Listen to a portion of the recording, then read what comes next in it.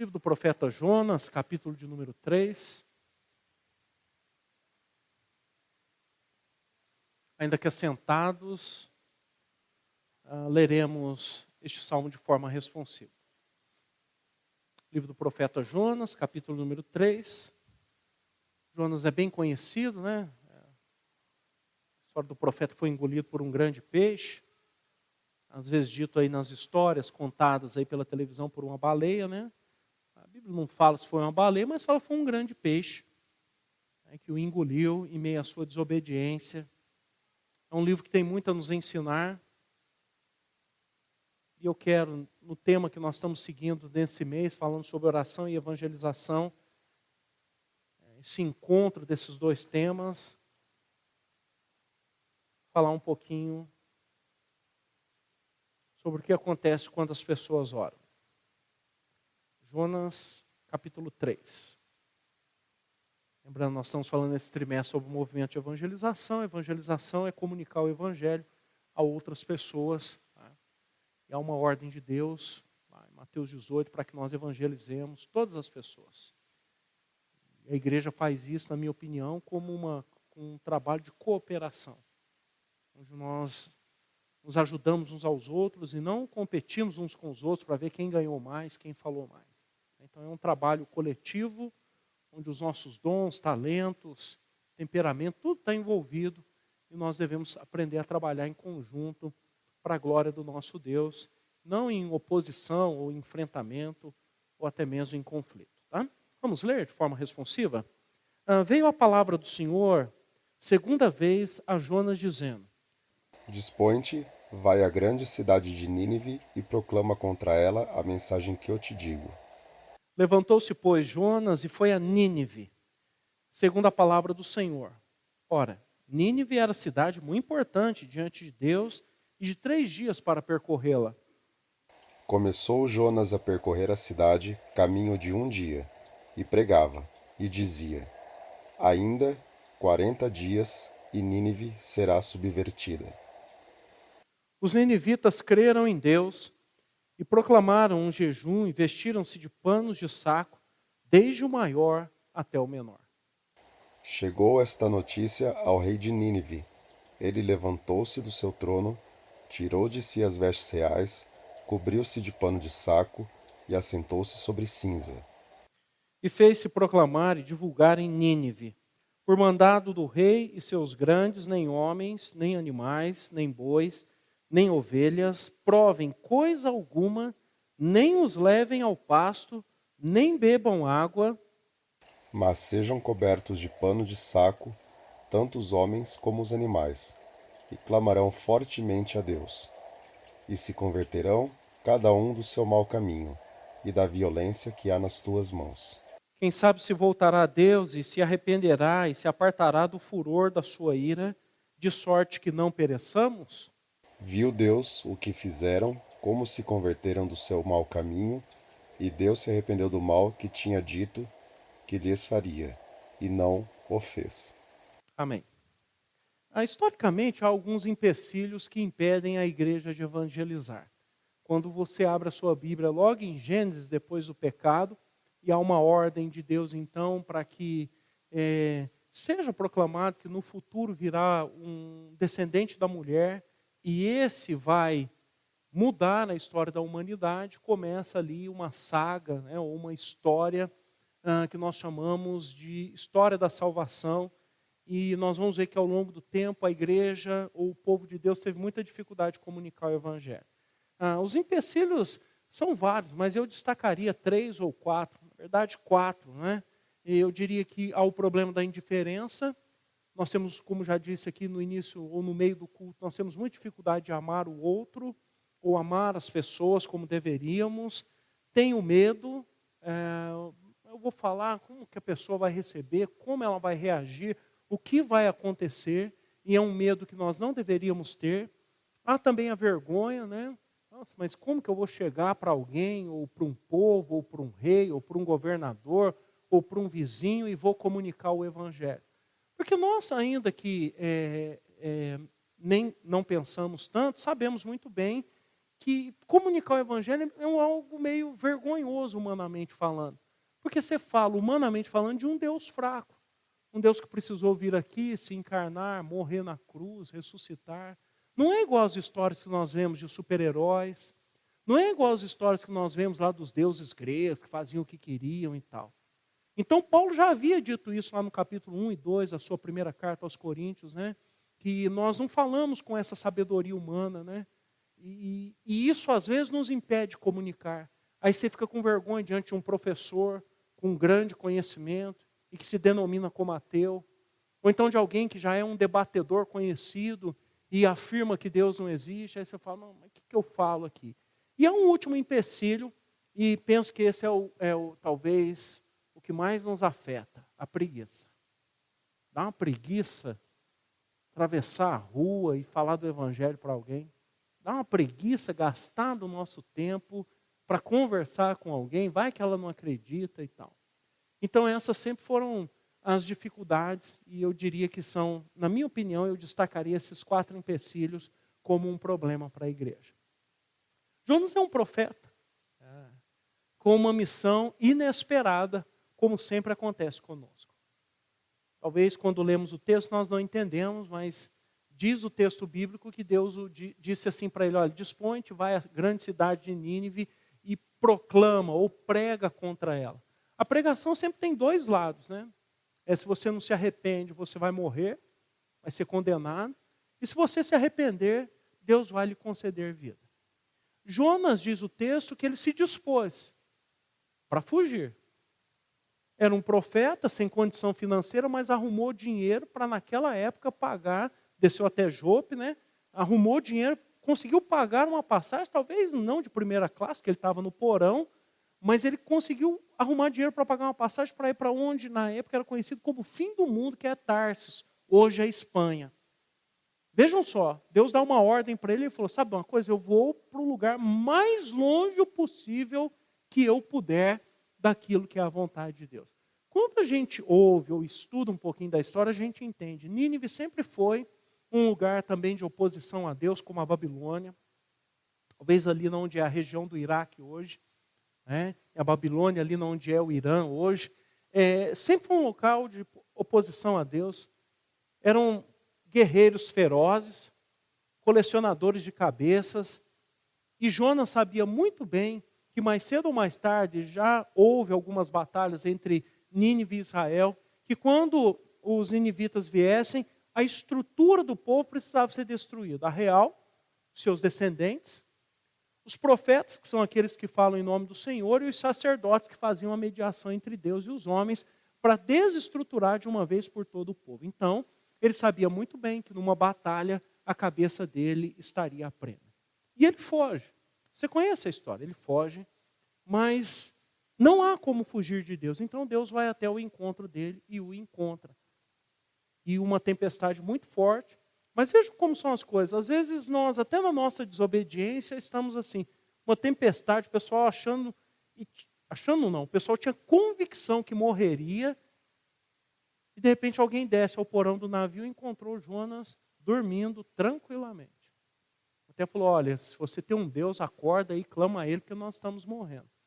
E Jonas, uma postura dura, acorda, vai lá para cima do navio, os homens lá desesperados, correndo para um lado para o outro, jogando as coisas para fora do navio, suplicando ao seu Deus, e eu penso ele numa postura extremamente arrogante, falando assim, o problema é que sou eu. Não, o problema sou eu. Então vamos lançar a sorte. Ele deve ter falado, vai sair comigo. E saiu mesmo. E os homens, penso eu, que hesitaram em jogar. Ele falou, não, gente, pode me jogar. Enquanto vocês não me jogarem no mar, não vai cessar. E perguntar para ele, quem é você? Ele falou, não, eu sou hebreu. Eu temo ao Deus que criou os céus e os mares. Aí o pessoal ficou com mais medo ainda, obedeceu a ordem dele. Diz o texto que quando ele foi jogado, a tempestade parou. E aí a Bíblia mostra como Deus é misericordioso. Veio um grande peixe e o engoliu, porque senão ele morreria afogado, concorda? Você acha que ele ia nadar de lá até na onde? Ia ficar boiando na onde? Então isso é misericórdia. Ser engolido por um grande peixe aqui é misericórdia. Aí vai para a segunda parte, né? Mas vejam, sem querer, sem a mínima vontade de pregar o evangelho, ele testemunha da grandeza de Deus para esses marinheiros. Que diz o final aí desse trecho, que sacrificaram então ao Senhor. Aí ele no ventre do peixe ficou 3 dias. As fotos que nós temos, eu sempre falo isso. Eu vim para a igreja ainda criança, com 8 anos. Sempre Jonas está lá com a cara bonitinha. Ele devia estar uma fera dentro daquele estômago ou intestino, né? Devia estar uma fera. Mas no 3º dia ele ora e reconhece o seu pecado, a sua falha, que ele estava no fundo do poço, que ele precisava sair de lá e só Deus poderia tirá-lo, e que ele, como profeta, cumpriria o que Deus mandou para ele. Um profeta tinha a missão de falar em nome de Deus e falar a verdade e falar o que Deus o mandasse. Lembra dos falsos profetas que falavam as coisas dos seus sonhos, do seu coração? Um profeta de Deus deveria falar o que Deus mandou. E havia um compromisso ferrenho nisso. Você se lembrar lá no livro dos Reis, no capítulo 20 em diante, tem uma batalha. Lembra que um profeta precisou dar uma mensagem para Acabe, virou para outro profeta e falou assim, me esmurra porque é a ordem do Senhor. Ele falou, não vou fazer isso não. Ele falou, então, já que você não vai fazer, um leão vai te encontrar, e um leão devorou ele. Aí encontrou outro e falou, me esmurro. O rapaz esmurrou ele, porque ele precisava trazer uma mensagem para Acabe que ele seria punido. Então funciona assim, Deus mandou, mas fique tranquilo que até onde eu sei hoje não manda esmurrar ninguém, tá? Mas aqui mandou. O que Deus mandou tem que ser feito. E Jonas aqui concorda. E aí ele foi de submarino, né? De Israel até a região talvez entre 600 e 800 quilômetros. Aí ele foi de submarino porque o peixe o vomitou já lá na boca de Nínive. E aí ele vai pregar. Capítulo 4 fala da sua ira incontrolável porque houve uma conversão nacional. Eu nunca vi isso. Gostaria de ver, principalmente no nosso país. Mas por hora ainda não vi. É algo que se encontra em livros, histórias, principalmente na época do avivamento, aconteceu em cidades, em algumas nações, algo maravilhoso. De um país inteiro ser varrido pelo poder do evangelho e se converter. Tá? Mas fiquemos aí no nosso capítulo 3, e eu entro aqui nele agora, e eu quero falar nessa noite, na verdade eu quero responder uma pergunta, né? Meu tema é evangelização. O que acontece quando as pessoas oram? Quando a gente pensa em evangelização, o que acontece quando as pessoas oram? Acontece muita coisa, o problema é que eu não vejo. Mas eu quero destacar aqui hoje algumas coisas que acontecem e eu quero ajudar você a perceber isso. Primeiro, eu queria falar um pouquinho da perspectiva de Jonas. Veja os versos de 1 a 4. Veio a palavra do Senhor, segunda vez a Jonas dizendo, dispõe-te, vai à grande cidade de Nínive e proclama contra ela a mensagem que eu te digo. E diz assim o verso de número 4. Começou Jonas a percorrer a cidade de caminho de um dia e pregava e dizia, ainda 40 dias e Nínive será subvertida. Qual é o nosso problema em termos de perspectiva? Nós temos a mesma perspectiva de Jonas às vezes.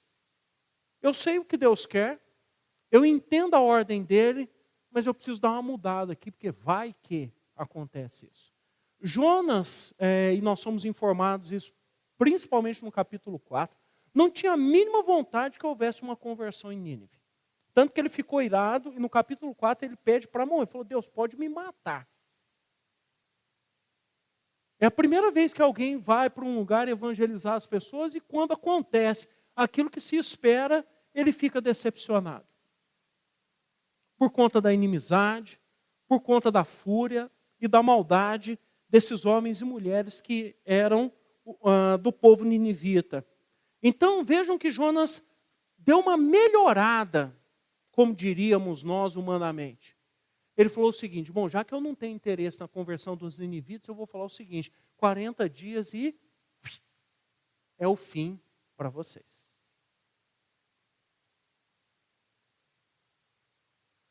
Aí daqui a pouco eu falo da intervenção de Deus. Uma pregação mal feita ou mal arranjada, colocada nos termos próprios de alguém que quer um resultado final negativo, surte o efeito. E é isso, penso eu, que trouxe mais raiva e ódio e rancor e o desejo de morrer para Jonas, como seria talvez para muitos de nós.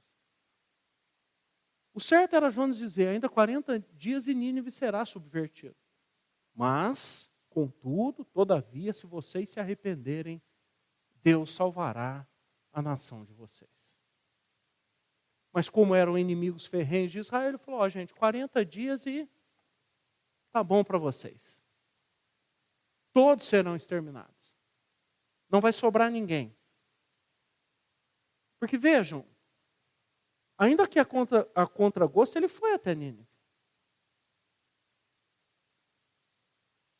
Ele foi àquele lugar. E eu falo da perspectiva de Jonas, porque muitas vezes hoje a igreja tem a mesma perspectiva. Nós não vamos a todos os lugares, nós vamos a lugares selecionados e selecionamos pessoas para pregar o evangelho. Tanto que nós temos aí, os estudiosos falam sobre isso, muitos segmentos da sociedade que não têm experimentado o privilégio de ouvir o evangelho, porque a igreja se concentra num único bloco. Tem igrejas que se concentram em idosos, tem igrejas que pensam só em jovens, e daí por diante. Mas o papel da igreja é pensar em todos e comunicar a todos. Porque o que transforma é o poder do evangelho.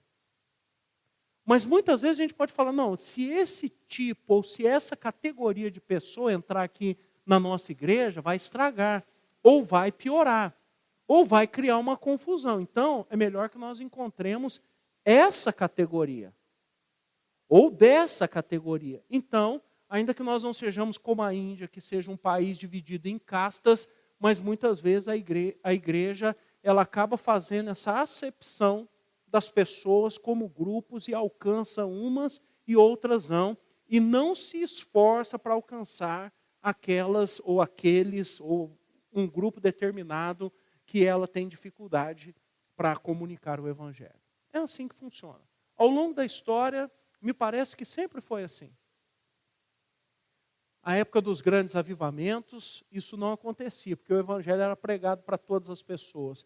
Mas em épocas em que a igreja está vivendo a sua vida, vou chamar aqui numa normalidade, sem essa intervenção, não que Deus não intervenha fora dos avivamentos ou despertamentos espirituais, mas a igreja faz essa seleção. Hoje já é chamado de unidades homogêneas, né? Então eu faço igreja para um segmento da sociedade. E eu procuro alcançar apenas essas pessoas ou esse segmento com a comunicação. Esse tipo de perspectiva é a mesma de Jonas. Jonas, no seu coração, tomou uma decisão, falou, os ninivitas não servem. Ah, Jonas, mas se Deus mudar o coração deles? Nem se Deus mudar o coração deles. Eles não servem. Povo ruim. Gente que não presta. Então, o que eu vou fazer? Existe uma ordem de Deus, mas eu vou dar uma arranjada nela e vou trazer uma mensagem com uma solução diferente. E aí, então, ele teve essa grande ideia, né, humana, mundana, e apresentou para os ninivitas. Ainda 40 dias e Nínive será subvertida. Antes de você ficar bravo com Jonas, eu te pergunto, está uma confusão no nosso país. Quanto tempo você gastou para orar pelo nosso presidente, para a conversão dele? Ou para esse pessoal aí do judiciário que está essa confusão? Ou pelos deputados, quanto tempo você gastou? Se Deus falasse assim para você, sai da sua casa hoje e vá até Brasília. Você já ia falar assim, Deus, eu não gosto muito de ir em Brasília, não. Nunca fui e também não quero ir. Não, você vai em Brasília. Você vai lá no palácio, Você vai lá no Congresso, Vai lá que vai ter uma comissão. Bate lá na porta do judiciário, mas Deus, eu nem advogado sou, não vou conseguir entrar. Não, eu vou te colocar lá dentro. Já pensou dar a tribuna para nós? Ah, irmãos, eu acho que nós já temos o discurso prontinho, né? Fala, Deus, dá licença aqui, deixa eu falar o que eu tenho aqui no meu coração, porque eu vou resolver isso, não é? Quantos de nós diria a verdade e falar, olha, se vocês estão aqui, nós entendemos que está errado as coisas no nosso país, mas os erros do nosso país procedem de uma única fonte, a falta de Deus. ou Deus alcança o coração de vocês, ou vocês se arrependem dos seus pecados e busquem, ou a partir de agora começam a buscar a direção de Deus, ou vai continuar desse jeito. O problema nosso não é necessariamente educacional, social, econômico, financeiro, administrativo, muito menos de recursos. O nosso problema é um problema que há muito tempo, e parece que desde o começo, o nosso país nunca buscou seriamente a Deus e nunca dedicou a sua vida a Ele. E aí nós colhemos os frutos que nós vemos até o dia de hoje. Mas é claro, essa seria a mensagem. Mas a nossa mensagem seria outra. A gente ia falar, é culpa sua, você é isso, você acha que você manda, você acha que você é poderoso. Sem entrar em discussões aqui, criar uma polêmica, porque tudo que é política vira polêmica, né? Gente, quem está mandando ainda nesse Brasil é Deus. Por que Ele está permitindo que alguns que aparentemente estão mandando estão lá? Eu não sei. Mas quem manda eu sei. É Deus. E é por isso que nós deveríamos orar. Porque se eu tenho a perspectiva de Jonas, eu recuo aqui e faço o quê? Eu paro de orar e eu começo a produzir a minha própria mensagem para responder. Vai falar que você não pensa na ideia de colocar vários brasileiros num navio e mandar lá para bem longe, com a ideia de resolver o nosso país. Essa é a minha, a sua ideia. A ideia bíblica de Deus é o seguinte: eu não preciso mandar ninguém de navio para lugar nenhum. Eu transformo vidas. Só que para isso eu preciso que você, que é meu filho, minha filha, porque eu antes da fundação do mundo determinei assim, abra a boca e testemunhe a verdade do Evangelho. Então, meus irmãos e irmãs, nós devemos orar. Lembra que Jonas orou aí? É que nós não lemos, né? No capítulo 2, ele falou, ó Deus, eu me arrependo, eu vou cumprir a minha parte. Ainda errou e não cumpriu. Mas vejam que o controle soberano das coisas está sempre nas mãos de Deus. Então, tem o segundo ponto, que é a perspectiva dos ninivitas. Veja aí os versos de 5 a 9. Eu vou ler apenas 2, porque penso eu que basta para nós. Olha o que diz o verso 5. Os ninivitas creram em Deus e proclamaram um jejum e vestiram-se de panos de saco, desde o maior até o menor. É como se você saísse daqui na rua agora, lá para o seu parente, seu amigo, colega, seu professor, seu aluno, quem quer que seja, e falasse, ô fulano, em 40 dias você vai para o inferno. Virasse as costas e fosse embora. No outro dia ele falasse, eu creio. Creio no quê? Eu falei que você vai para o inferno. Eu creio no Deus Todo-Poderoso. É isso que aconteceu. Jonas não falou, olha gente, se vocês se arrependerem, o Deus de Israel está com o coração aberto, com os braços abertos. Não disse isso. Mas disse que os ninivitas creram em Deus e proclamaram um jejum e vestiram-se de panos de saco, desde o maior até o menor. Outro erro de Jonas. Sempre a missão de um profeta. Lembra quando Elias foi conversar com Acabe? Por que ele não falou com os servos? Ele foi lá no palácio e falou para Acabe, durante 3 anos não vai chover. A mensagem devia ser dada primeiramente ao líder. E aí diz assim o texto no verso 6. Chegou esta notícia ao rei de Nínive. Não fala que foi Jonas que foi lá conversar com ele. Fala que a notícia chegou. E sabe lá como que chegou essa notícia? Mas não importa. Quando Deus quer salvar, até aquilo que nós fazemos com má vontade, Ele transforma. Mas não é uma justificativa para que eu e você façamos com má vontade. Diz assim, chegou esta notícia ao rei de Nínive. Ele levantou-se do seu trono, tirou de si as vestes reais, cobriu-se de pano de saco e assentou-se sobre a cinza. Quando você lê isso dos reis de Israel, os reis de Israel, segundo a palavra dos próprios profetas, faziam o quê? Mofavam da palavra de Deus. Babujavam. Sabe o que é babar? Você ficar babando assim, da palavra de Deus. Quando um profeta falava. Aqui o homem nem ouviu do profeta. Levantou do seu trono, certamente com toda a sua pompa e poder, tirou seus artigos de ouro, suas vestes reais, se cobriu de um pano de saco, significa literalmente que eu estou me humilhando diante da grandeza ou diante de alguém que é muito maior que eu. Quem era maior que o rei de Nínive? Ninguém. Mas ele entendeu que Deus era maior que ele e diante de Deus ele iria se humilhar.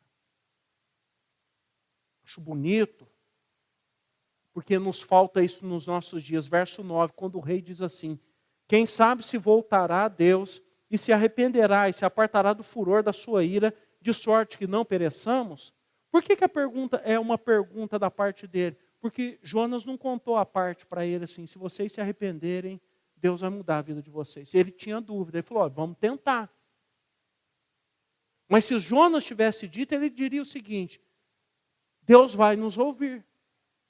Deus já ouviu Acabe, já ouviu Davi, já ouviu tantos homens, reis, poderosos ou não, que se arrependeram e se colocaram diante de mim. Então vejam que nós somos meio incrédulos, para não dizer inteiro, quanto a mudanças profundas que podem acontecer no nosso país. Mas nós deveríamos orar mais. Porque diz aqui o texto que eles oraram e clamaram. Olha que lindo a expressão. Né? O rei falou, cobre todo mundo de pano de saco, aí sai um edito real. Todo mundo vai se cobrir de pano de saco, até os animais, ninguém vai comer nada. E nós vamos clamar fortemente a Deus. Está aí no verso número 8. E se converterão cada um do seu mau caminho e da violência que há nas suas mãos. Essa é a única solução que existe. A perspectiva dos ninivitas é mais crente do que a perspectiva de Jonas, que é o crente. E às vezes, irmãos e irmãs, é isso que eu estou tentando dizer. Quando Deus quer salvar, até quando o incrédulo ora, ele ouve e acerta as coisas. Mas somos nós, como seu povo, que deveríamos estar orando. Deus, converte essa nação, converte essa cidade, converte meu pai, converte minha mãe, meu primo, meu sobrinho. Traz de volta meu pai e minha mãe, traz de volta meus irmãos. Restaura a vida das pessoas, muda a nossa sorte. É sobre isso que nós estamos falando de evangelização. Amanhã você vai estar lá no seu trabalho, na sua escola, e você, de alguma maneira, vai ter a oportunidade de falar do Evangelho. E sabe, a hora que alguém falar assim, esse país não tem mais jeito não, você pode falar assim, que tal a gente orar por esse país? Mas começa a orar antes você, né? O que dominou, eu fiquei praticamente um mês fora, só isso que dominou, né? Só fala isso, tarifácio, tarifácio. Ninguém em momento algum falou assim, eu pelo menos não ouvi. Por que nós não oramos? Perguntamos para Deus o que está acontecendo. Por que nós não oramos e pedimos para Deus intervir na justiça do nosso país? Mas nós brasileiros já temos uma resposta. Esse país sempre foi assim, justiça aqui não existe. Cada um faz o que quer. Manda nesse país quem tem dinheiro. Nós já temos as frases. A fulana escapou de tudo isso porque tem dinheiro. Se fosse pobre, estava preso. Os políticos não mudam. Mudam. Se Deus tocar no coração deles, mudam todos. Agora, será que nós cremos que, não no poder da oração, mas no Deus, que é o Todo-Poderoso, que ouve o nosso clamor? Gente, eu estou falando que pessoas incrédulas, gente que era caçadores de cabeça, colecionadores de crânio humano, oraram e falaram assim, nós vamos mudar de vida. E Deus converteu toda uma nação para o ódio completo de Jonas, que era o crente, o seu profeta.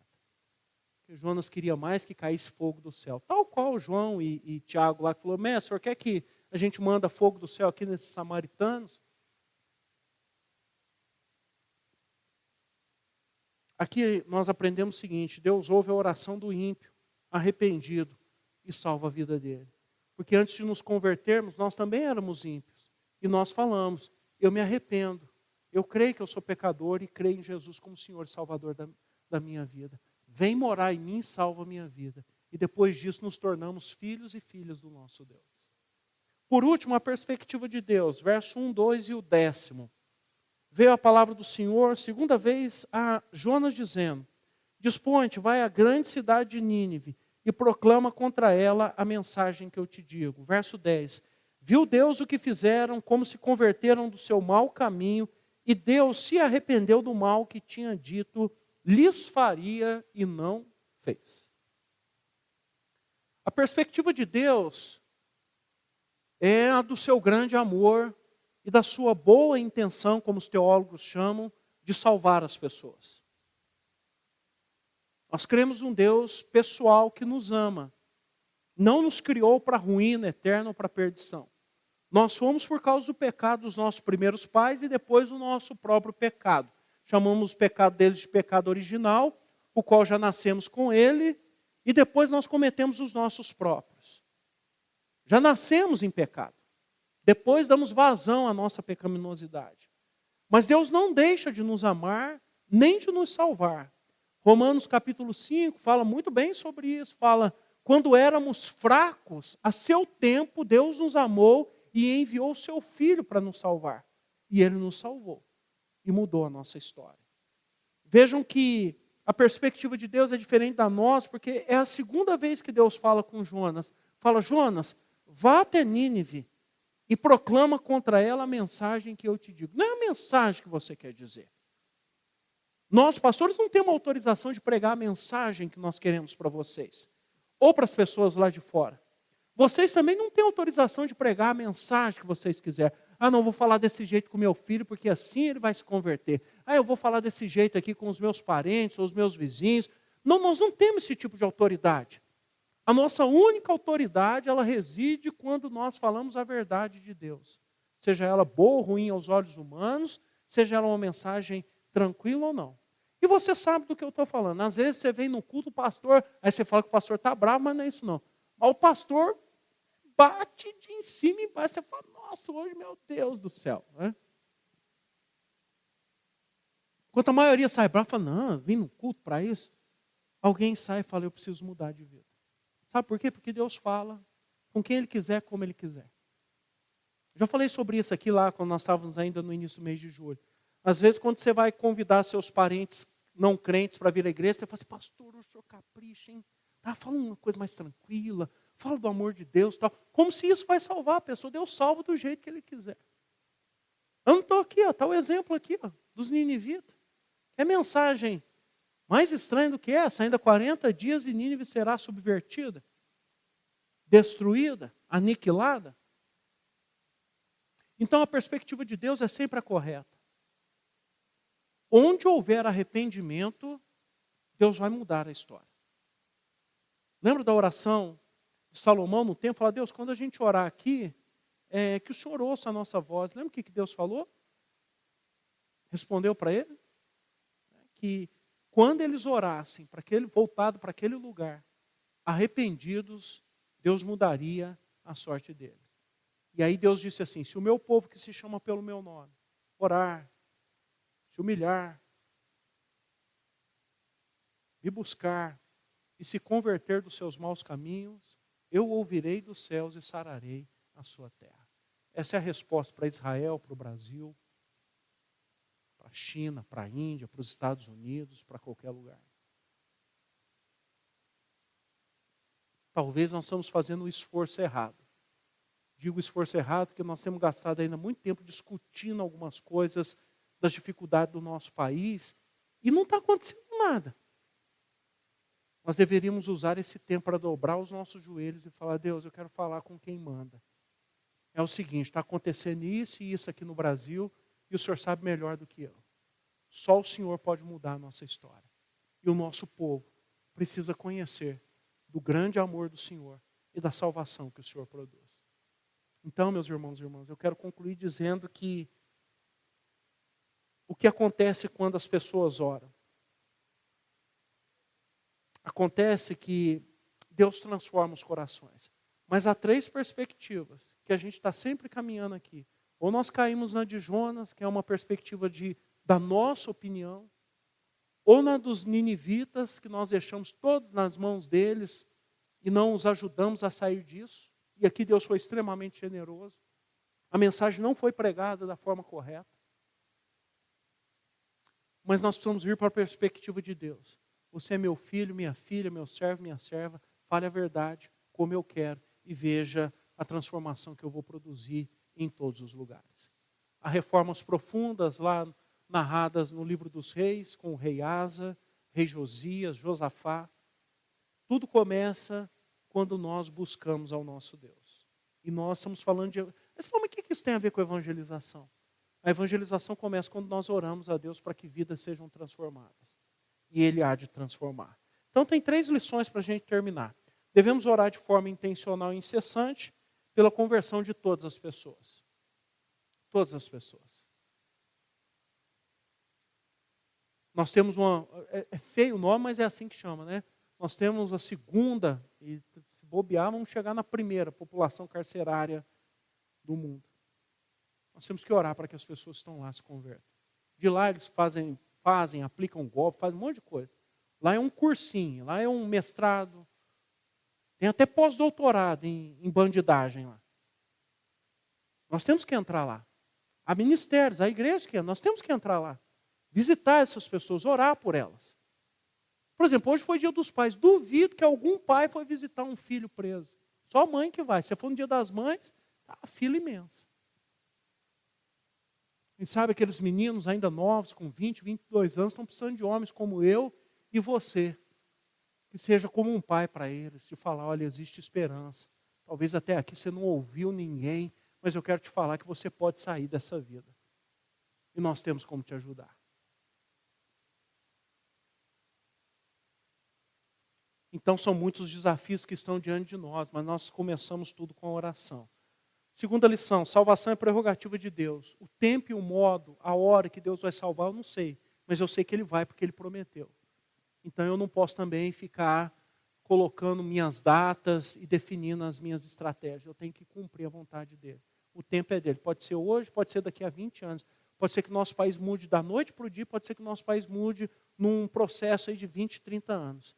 Mas não está na minha mão decidir isso. Na minha mão está a oração, que é suplicar pela intervenção de Deus. E é claro que eu, como você, prefiro que mude da noite para o dia. Deus precisa nos convencer a amar e pregar o Evangelho às pessoas. Então, faz bem se você chegar em casa e lembrar quem você era antes de Deus. E ter um pequeno vislumbre de tudo que Ele já fez pela sua vida. Porque às vezes a gente fala, fulano é ruim demais, fulano não presta. Igual nós não prestávamos. Igual nós estávamos fadados ao fracasso eterno. Ainda que não roubávamos, não matávamos, não adulterávamos, mas íamos para o inferno do mesmo jeito. Mas Deus nos amou e nos salvou. E mudou a nossa vida. Está cheio de pessoas lá fora precisando ouvir essa mensagem. Se elas vão se converter ou não, volto a repetir, é da prerrogativa de Deus. Mas nós temos o que contar. E podemos falar, Deus fez na minha vida. Já contei, Deus me tirou de um bairro de periferia. Não que o bairro era ruim, mas as coisas eram ruins, os exemplos. Por um milagre de Deus, eu não me tornei um viciado em bebida, em droga, não fui preso, não me tornei um bandido. Muitos dos meus amigos não chegaram a 20 anos. Mortos, ou por briga de tráfico, ou pela polícia. E aí não estou culpando aqui a polícia. Porque se o policial não matasse ele mataria o policial sem problema nenhum. Outros morreram de overdose. E outros estão com a vida miserável. Quem chegou nos 30, chegou parecendo alguém de 80 anos. Por que eu não me tornei um? Porque Deus foi generoso para comigo e salvou a minha vida aos 8 anos. Não é porque meu pai cuidava de mim, minha mãe, ainda que eles faziam isso. É porque Deus foi generoso para comigo. E olhando daqui, vejo que Deus foi generoso para com cada um de vocês. Então há alguém lá fora precisando dessa generosidade de Deus e nós temos que dizer para elas. Deus foi generoso comigo e quer ser generoso com você. O caminho não sou eu, é Jesus Cristo. Mas eu posso te ajudar, eu posso te apresentá-lo, porque eu o conheço e ele mudou a minha vida. Que Deus nos ajude, nos dê da sua graça, que sejamos desafiados por ele e possamos honrá-lo em todas as coisas.